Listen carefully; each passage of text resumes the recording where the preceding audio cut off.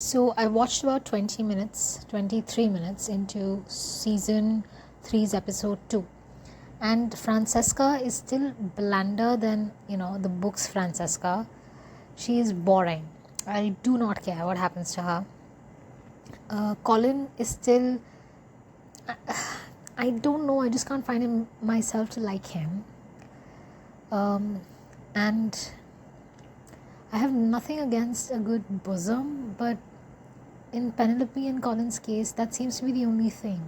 I don't know why. The chemistry, which was so fire hot in both season 1 and 2, is completely missing in season 3 episode 2. Till season 3 episode 2. Maybe I'm wrong. Maybe we'll find it in the coming later episodes. But for now, this is bland. Bland as it gets. I'm much more interested in the newly, the new, I guess, barren person, as in the Boxer's family who've now found themselves in the peerage. I'm much more interested in that story. I would have preferred it if they had made that the main storyline instead of Colin and Penelope, because that is so much more interesting. It talks about class, it talks about, customs, it talks about the idea of peerage and how fickle it can be, and how patriarchy made it so that families who had known wealth for years, like in the case of Featherington also, they don't have a male heir, so their existence, right, of quiet, or rather of rich and wealth and comfort itself is questioned. So those were themes I would have probably enjoyed more, because nothing's challenging about this pairing. Season 1 you had an undertone, a racial undertone. Season 2 you had a colonial undertone. Also the very fact that the entire Sharma family came from a very different background, a different lifestyle, a different culture. That was intriguing. In season 3, there is nothing that I'm intrigued about till now. Nothing.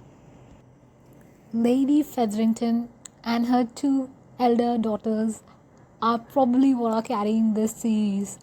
They are hilarious. Hilarious.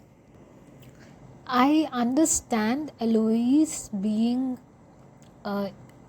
estranged from Penelope, but I don't understand her friendship with Cressida. I don't. Because it's such an out of character move, I mean, I can understand her making friends with somebody else, but Cressida is like the worst. I mean, it doesn't make sense.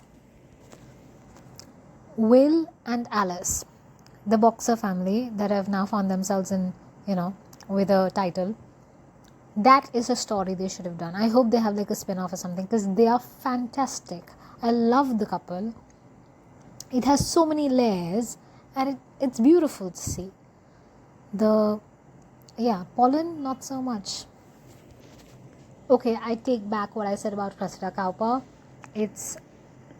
I'm 43 minutes in, and she has finally made more sense than Eloise. I don't know, I always detested Cressida Cowper in the books.